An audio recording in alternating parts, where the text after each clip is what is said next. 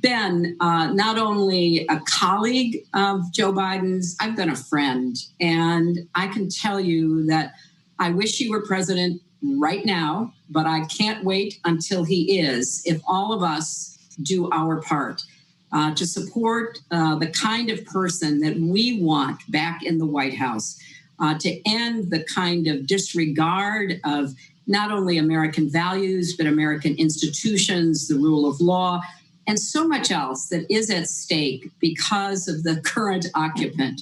So I'm thrilled to be here with Joe from my home and his home during the very crazy, scary times that we find ourselves in, to support his candidacy and to talk about this really significant issue about women during this time of COVID-19 and how we need to learn from what is happening. You know, this crisis has stripped bare for everybody to see. I noticed that look. So this is a town hall, a woman's virtual town hall, to make it that much more, I don't know, onerous. I mean, basically, they are doing their damnedest. Nancy Pelosi comes out and backs Joe Biden. If I'm not mistaken, Pelosi backs Joe Biden on the day that Tara Reid, the corroborating witness, comes forward, the neighbor, which forced the story back into the headlines. Just because in this particular situation, you've had, like 2 or 3 people come forward at this point, not to mention her series of events and the way that she's describing those events basically line up. So in some cases, the media, to some degree, at the very least print media, is being forced to deal with this particular story. Fox News has been dealing with this story. Trump, the Republican Party, they're beginning to deal with this story. I understand that they don't necessarily want to engage this, but you may not necessarily have a choice. And pretending that this is not taking place is not a way to get you to the win. In fact, it undermines you. Meaning, because it makes it look like you're trying to hide the fact that this guy is being accused of assault. And in trying to hide the fact that this guy is being accused of assault, you go so far as to have a women's virtual town hall as opposed to having him deal with these charges in a serious way. I'm making the point you're gaslighting people. And in gaslighting people, many of those people are just going to stay home. This is deplorable, to take a word from somebody who is willing to use the word deplorable. You are basically dodging the fact that these allegations are out. You ran your campaign screaming about women are the greatest thing on the planet, screaming that even Sanders being in the race was basically sexism against you because he wanted to run, missing the point that you can make the same argument that you running against him was anti-Semitic, but nobody makes that argument because you already have the media in your back pocket. You had the political class in your back pocket. You had everything you needed, and you still lost. I'm making a very basic point. Joe Biden and Clinton are basically the same character. And in this case, Joe Biden, let me say it this way. Right now, they're deciding to have this virtual town hall on the day, basically, while he is in a downpour regarding the sexual abuse allegations. That's not incidental. I mean, Pelosi coming out doing this. Clinton, the person who designated herself as pro-woman, is now coming out doing this. Stacey Abrams is coming out doing this. I'm going to show you Stacey Abrams' quote when we flip over to the other side. It is horrendous. It is horrendous. All of these people are basically lining up to support Joe Biden and throwing their female status on the fire in order to basically protect Joe Biden from these allegations. You are doing him no favors. I promise you, you are doing him no favors. The Trump administration will most likely have all sorts of quotes from all of these people that are supporting Joe Biden. And they would ask very basic questions. Hey, when AOC said she believes women during the Kavanaugh hearing, why doesn't she believe this woman in this hearing? And if she does believe her, how is she voting for this guy who she's calling or implicitly considering a rapist? You don't understand how weird that is? Like, Joe Biden is going to choose a female for his VP spot. In order for that woman to take that VP spot, despite her saying, I believe women during the Kavanaugh hearings, that person is going to have to take the position that they don't buy Tara Reid's story.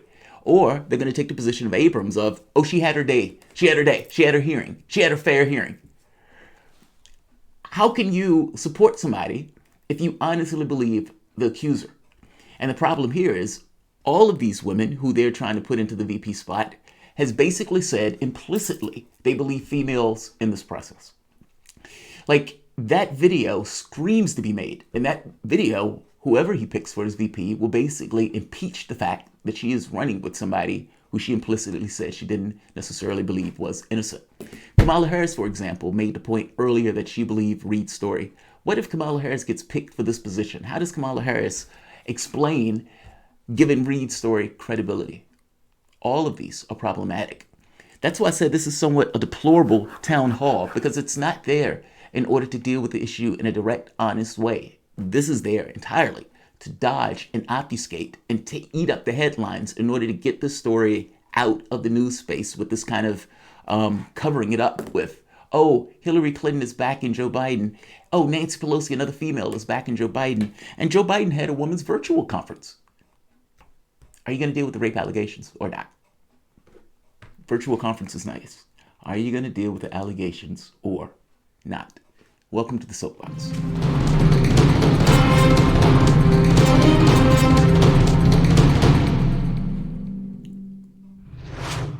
My name is Jamal Thomas. This is the Progressive Soapbox. Guys, if you dig this content, please like, share, subscribe. You can always support PayPal, Patreon. I want you to see something. I was sitting here watching this, and I was like, I think Joe Biden just went to sleep. Now, you know, I'm an insomniac. And when I used to work at my other job, I used to hate that job because sometimes I would have tasks that are mind-numbing. And being an insomniac and dealing with tasks that are mind-numbing, sometimes you nod off. Now, there's a certain feature with the nod-off process when you're not in bed or you're not laying down. It's this thing of a sharp movement or sudden movement wakes you up in an instant. And when you wake up in an instant, your first thought is, I think I was asleep. Now, the look in a person's eye, can't miss it. Can't miss it. Now that I've disclosed that secret, watch Joe Biden for a moment. He nods off. At least I think he nods off. And then he immediately wakes up. And he's nodding off while Hillary Clinton is like, yeah, I'm gonna vote for Joe Biden. I'm gonna endorse Joe Biden. Joe Biden is awesome. And at that point, Joe Biden nods off. He can't stay up. So I've been not only a colleague of Joe Biden's, I've been a friend. And I can tell you that I wish he were president right now, but I can't wait until he is, if all of us do our part to support the kind of person that we want back in the White House to end. What happens when that's neither? What happens when that's neither? Like, this argument where you're making the case like we need somebody who's back in the White House that we believe. I don't want Joe Biden back in the White House. He can't even stay awake here. Why would I want him in the White House? And beyond me wanting him in the White House, from the standpoint of the left, it does me no service at all to vote for Joe Biden. None. Just like it didn't do me any service to vote for you. That is not the way to get political objectives accomplished, acquiescing to a party for the most part that ignores you. That is the way to get you continuously ignored. My very basic point here is Hillary Clinton is basically making an argument that Donald Trump is uniquely horrific. And because he's uniquely horrific, we need to vote him out. There is no we in this. There's just you and the members of your party that decided to vote for Joe Biden. That's all there is. There is no collective we. You chose him. You get him elected. And the kind of disregard of not only American values, but American institutions, the rule of law, and so much else that is at stake because of the current occupant. So I'm thrilled to be here with Joe. Right there. Did you see it? All right, go back just a little bit. Right there. He's unconscious. Joe Biden is unconscious. Not only American values, but American institutions, the rule of law, and so much else that is at stake because of the current occupant. He's out. So, bam, right there. Right there. Now, immediately watch what he does after. Because after you wake up like that, what do you have to do? You got to get the blood circulating. Can't fall back to sleep, right? You gotta stretch a little bit. You gotta move your body. You gotta, get it out, because the last thing you want to do is you don't want to do that again. So watch immediately what happens after he wakes up.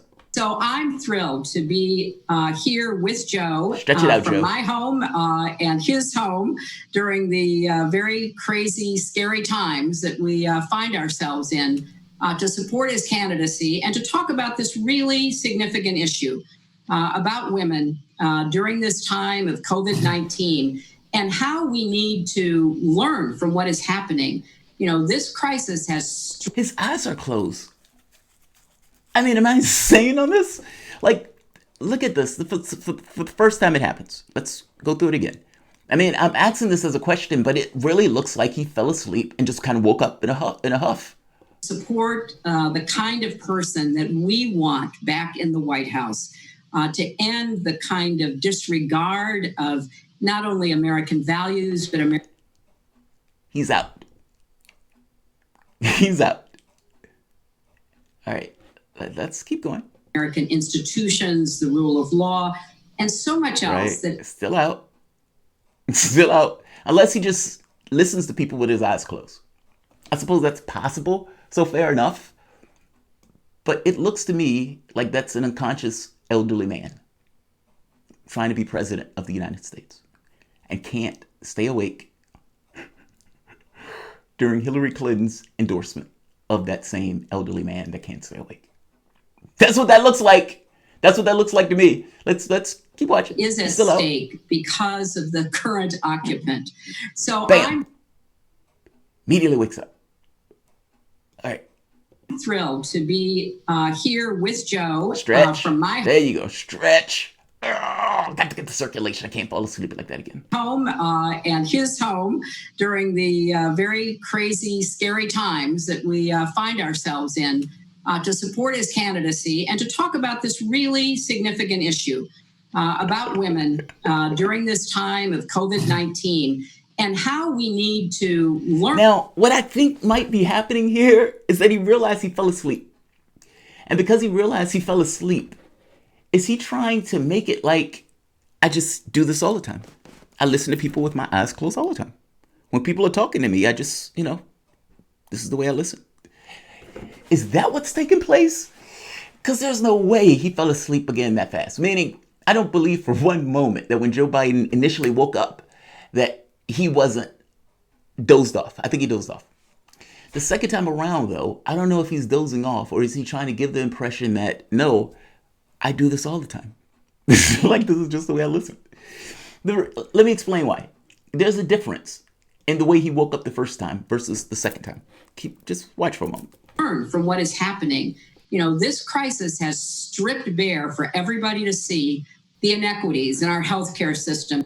The first one was an exaggerated eye pop with a stretch. The second one was him looking down and then just kind of popping his eyes up. But there was no exaggerated expression or stretch. Maybe I'm reading too much into it. I don't think I am. I actually think he just dozed off. In our economic system, and we have to pull together to be prepared to make the changes that will fix what is wrong in America. And you think Joe Biden is the person to do that? Okay. Look, I think these people are fundamentally the same person, with the caveat that Hillary Clinton is probably smarter, so fair enough. But I don't know who this collective we is. And what I just saw was a man who's running for president of the United States falling asleep while Hillary Clinton effectively rambled on, giving that same guy an endorsement. How can you legitimately ask people to vote for that? Honestly, I would imagine Joe Biden is going to say, no, I close my eyes when I listen to people all the time. That's the way I listen. That's just my classic Joe Biden listening pose. Okay, some people are going to believe that.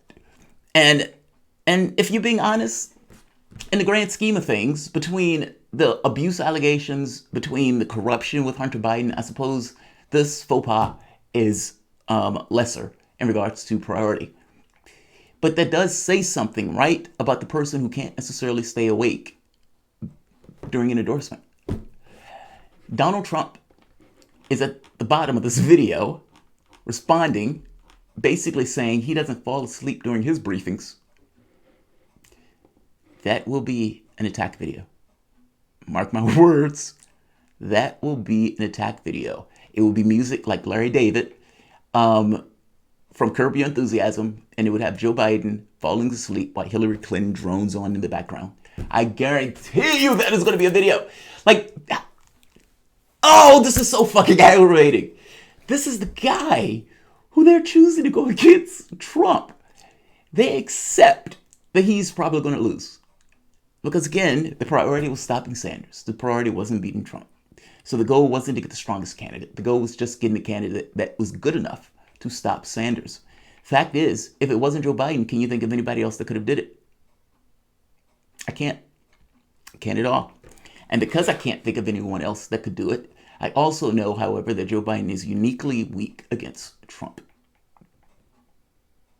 And he can't even articulate a defense, let alone to stay awake for a few minutes. That's astonishing.